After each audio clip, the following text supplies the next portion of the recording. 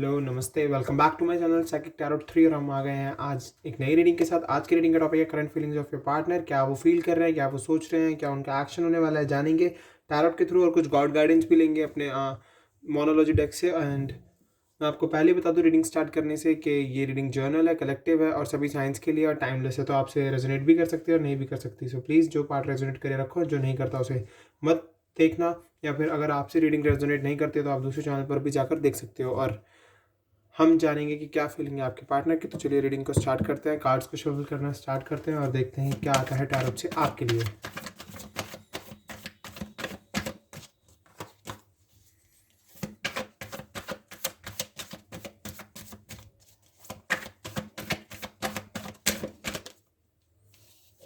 Okay, king of wands in reverse, fire sign,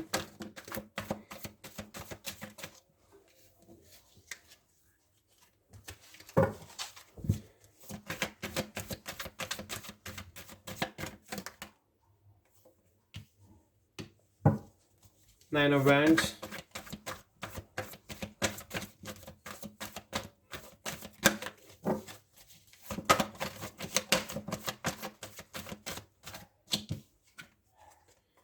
wheel of fortune, okay, the devil in reverse,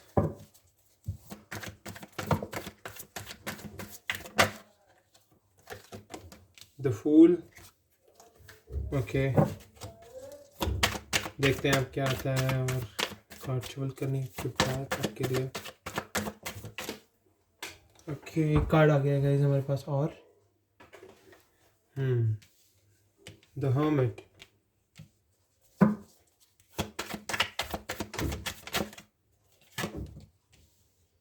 seven of cups,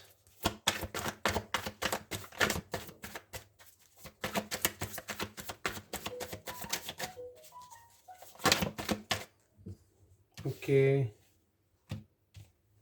the hangman and six of cups,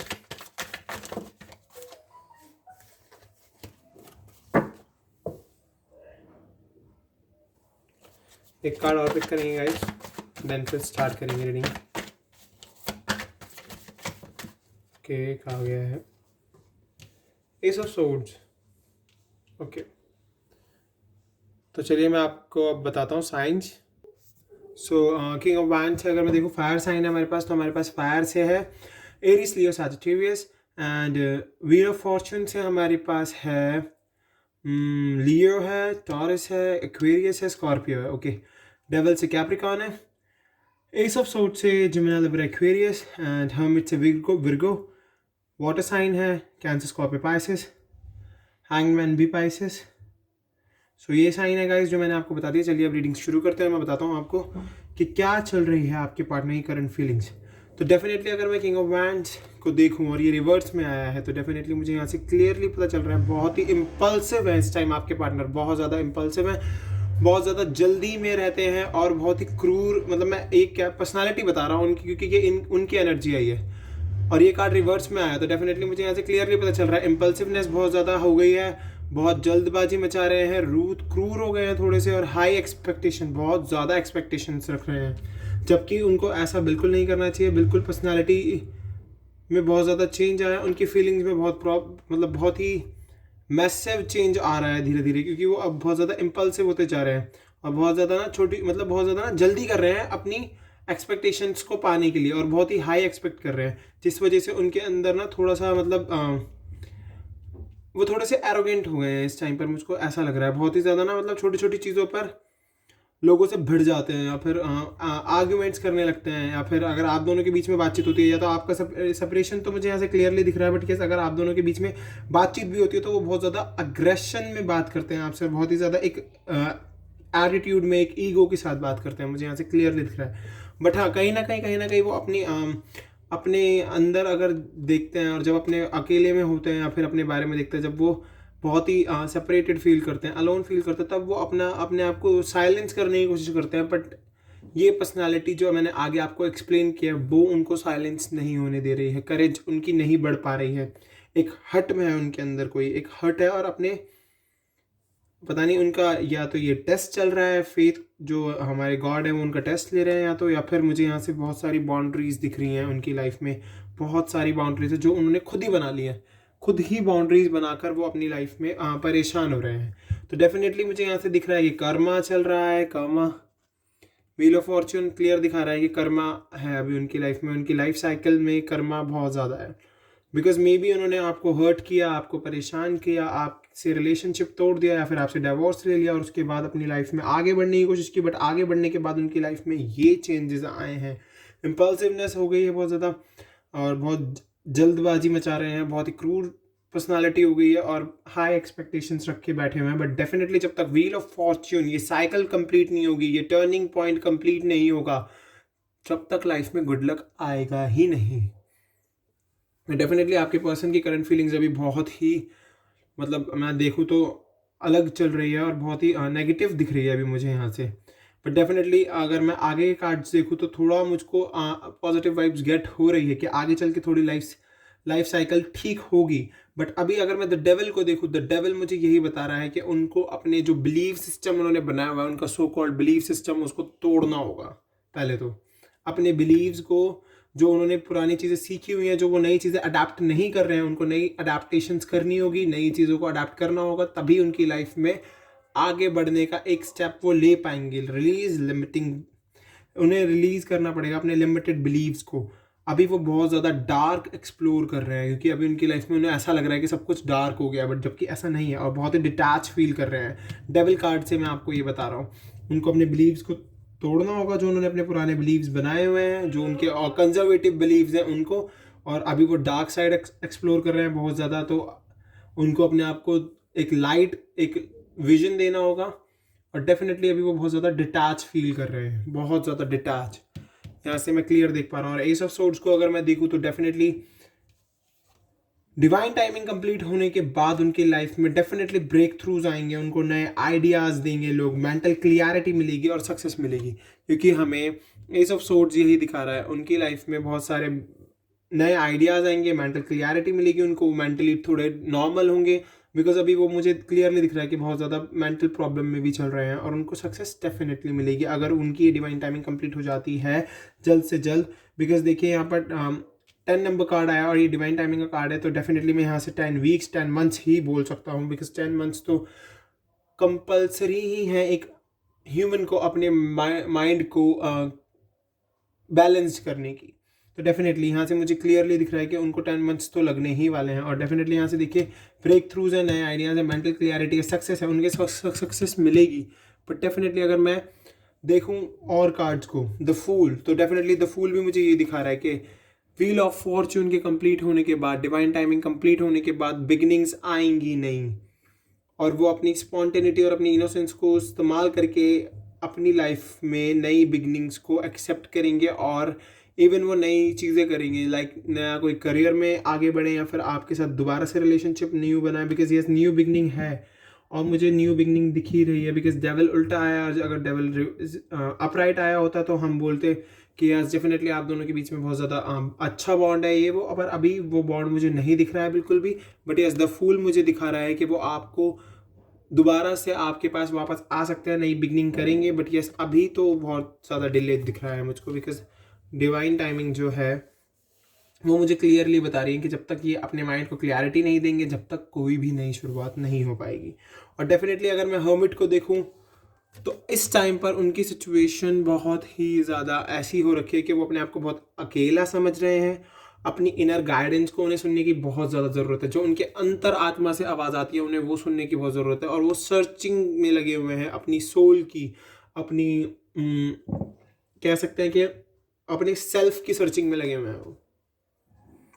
पर अभी उन्हें बहुत अकेला feel हो रहा है और अपनी इनर गाइडेंस को सुनने की बहुत ज़्यादा ज़रूरत है, यहाँ से क्लियरली दिख रहा है। और अगर मैं 7 ऑफ कप्स को बोलूँ तो डेफिनेटली देखिए मैंने ऊपर भी आपको बता दिया कि बहुत ही ज़्यादा हाई एक्सपेक्टेशंस तो रखी हुई हैं, पर उन एक्सपेक्टेशंस के साथ साथ वो इल्यूजन में भी हैं। उस इल्यूजन को ख़त्म करना होगा, एक विशफुल थिंकिंग रखनी होगी, अपनी चॉइसेस को समझना होगा। बिकॉज इतनी सारी चॉइसेस होते होते अगर इतनी सारी चॉइसेस एक इंसान के पास होगी तो वो कन्फ्यूजन में जाएगा ही जाएगा। बट अपने इल्यूजन्स को ख़त्म करके एक विशफुल थिंकिंग रखे, चॉइसेस को समझ के अगर आप एक उस अपॉर्चुनिटी को सीख करते हो तो बहुत ही अच्छी बात है। तो डेफिनेटली आपके पर्सन को ये करने की बहुत ज़्यादा ज़रूरत है, अपने इल्यूजन से बाहर आने की बहुत ज़्यादा ज़रूरत है। अगर मैं हैंगमैन को देखूँ तो डेफिनेटली एक पॉज है, अभी लाइफ में एक पॉज चल रहा है। व्हील ऑफ फॉर्च्यून भी वही दिखा रहा है। सरेंडर करने की बहुत ज़्यादा ज़रूरत है गॉड पर, लेट गो करने की बहुत ज़्यादा ज़रूरत है, बहुत ज़्यादा लेट गो करने की ज़रूरत है। जो भी चीज़ें आपके आसपास हो रही है, आप एक अगर जैसे मान लीजिए आप पर कोई कुछ बोल भी रहा है ना, तो आप उसको 2 मिनट के लिए बोलिए चलिए ठीक है, मैं अभी आपसे 2 मिनट बात करता हूँ, तो रुक जाइए। तो वो जो आप जब सामने वाले को रोकोगे ना, तो उसमें आप अपने माइंड को पीस में लाओगे। देन फिर आप उससे कुछ कन्वर्सेशन स्टार्ट करोगे, तो वो बहुत ही हेल्दी और कंस्ट्रक्टिव कन्वर्सेशन होगी। तो डेफिनेटली आपको न्यू पर्सपेक्टिव समझने की ज़रूरत है, लेट गो करने की ज़रूरत है, चीज़ों को सरेंडर करने की ज़रूरत है गॉड पर, और एक पॉज तो अभी है आपकी लाइफ में, बट डेफिनेटली वो पॉज बहुत जल्दी खत्म हो जाएगा, बिकॉज व्हील ऑफ फॉर्च्यून के कंप्लीट होने के बाद तो मैं यहाँ से देख रहा हूँ रीविजिटिंग द पास्ट। आप अपने पास्ट में रिविजिट करेंगे, आपके पर्सन यानी कि आपके पास वापस आएंगे, चाइल्डहुड मेमोरीज, जो भी आप दोनों के बीच में मेमोरीज थी, चाइल्डहुड मेमोरी हो या फिर आपकी टीनेज मेमोरी हो, तो डेफिनेटली वो आप दोनों को बहुत ही याद दिलाती है एक दूसरे की, और आप दोनों की इनोसेंस बहुत ही खूबसूरत है और जॉय आपकी लाइफ में होगा। बट यस, अभी डिवाइन टाइमिंग के बेसिस पर अगर हम देखें तो अभी थोड़ा सा डिले है इन सब चीज़ों में। अब चलिए, हम डिवाइन टाइमिंग की बात कर रहे हैं तो हम गॉड गाइडेंस भी देख लेते हैं कि क्या गॉड आपको गाइडेंस दे रहे हैं और किस तरीके से आपको काम करना है। तो चलिए स्टार्ट करते हैं और देखते हैं गॉड गाइडेंस हमारे लिए क्या आती है, क्या आपके पर्सन को करना है। बिकॉज उनकी करंट फीलिंग अभी बहुत ही बहुत ही नेगेटिव भी नहीं नेगेटिव दिख तो रही है, बट यस पॉजिटिविटी उसमें उन्हें खुद ही ढूंढनी पड़ेगी। अगर वो चाहते हैं कि उनकी लाइफ में सब कुछ ठीक हो जाए, वापस से वो एक बेटर पर्सन बन जाए, तो उनको अपने अंदर थोड़े से चेंजेस लाने की बहुत ज़्यादा ज़रूरत है। चेंजेस लाएंगे तभी उनकी लाइफ में सब चीज़ें सॉर्ट हो पाएंगी। तो चलिए हम देख लेते हैं अब कि क्या आ रही है गॉड गाइडेंस आपके लिए। चलिए कार्ड पिक करेंगे अब।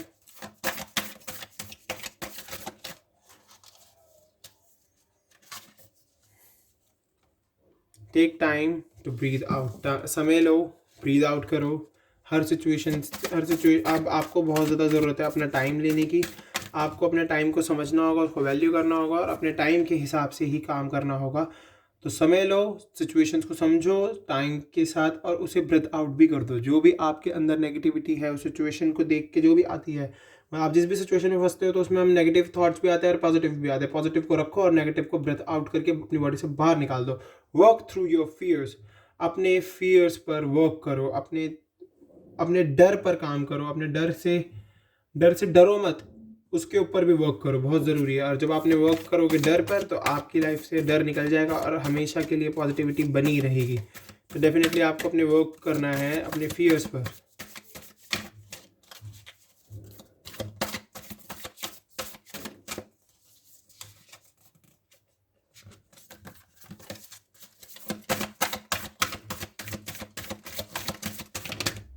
Okay, a personal issue reaches resolution and surrender to the divine। Okay, देख रहे हैं आप? तो बस यही बता रहे हैं दोनों कार्ड्स कि पर्सनल इशू रीचेस सोल्यूशन।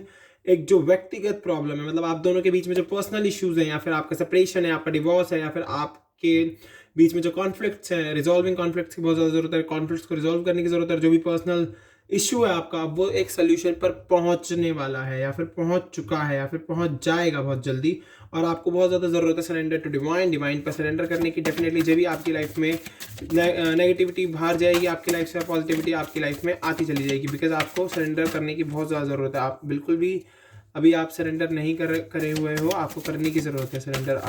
तभी आपकी लाइफ में नेगेटिविटी का एंड होगा और पॉजिटिविटी आएगी, और जो भी आपकी लाइफ में प्रॉब्लम्स चल रही हैं वो भी आपकी लाइफ से क्लियर हो जाएंगे और आपको काफ़ी हद तक मेंटल क्लियरिटी मिल जाएगी।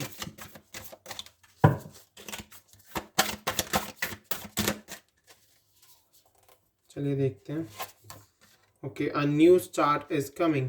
डेफिनेटली फूल के ऊपर ये कार्ड आया है, a new start is coming. तो डेफिनेटली कुछ ना कुछ नया आपकी लाइफ में आने वाला है। आप अपने रिलेशनशिप में वापस से नया बना लो, या फिर उस रिलेशनशिप में रियूनियन हो जाए, या आपके पर्सन आपके पास आ जाए। तो डेफिनेटली आपके पर्सन की लाइफ में कुछ नया स्टार्ट होने वाला है। तो डेफिनेटली या तो वो कुछ ऐसा नया कर सकते हैं कि जिससे कि उनकी लाइफ में बहुत बड़ा चेंज आए। तो डेफिनेटली आपको ये तो सोच के ही चलना है कि यस, कुछ ना कुछ नई बिगनिंग तो आपकी लाइफ में आने वाली है, बिकॉज आपके पर्सन की लाइफ में नई बिगनिंग आएगी तो वो आपकी लाइफ में भी आएगी, और वो बिगनिंग आपको भी अफेक्ट करेगी। अब वो पॉजिटिव वे में भी कर सकती है और नेगेटिव वे में भी कर सकती है। तो डेफिनेटली कुछ ना कुछ नया तो आपके पर्सन की लाइफ में होने वाला है। बिकॉज अगर मैं आपके पर्सन की करंट फीलिंग देखूँ तो अभी तो उनकी करंट फीलिंग बहुत ही, मतलब मैं देख सकता हूँ कि इस तरीके की चल रही है कि वो बहुत ही अभी थोड़े से ना वो नेगेटिव हो गए हैं और उनका ईगो बहुत हाई चल रहा है।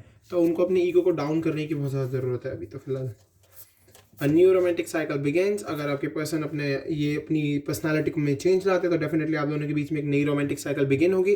और मैं देख रहा हूँ bring love into the situation. Her situation में फिर वो प्यार ले आएंगे। और देखिए डेफिनेटली यहाँ से मेरे को दिख गया है एक्सपेक्ट पावरफुल चेंज। देख रहे हैं आप इस कार्ड को, एक्सपेक्ट पावरफुल चेंज।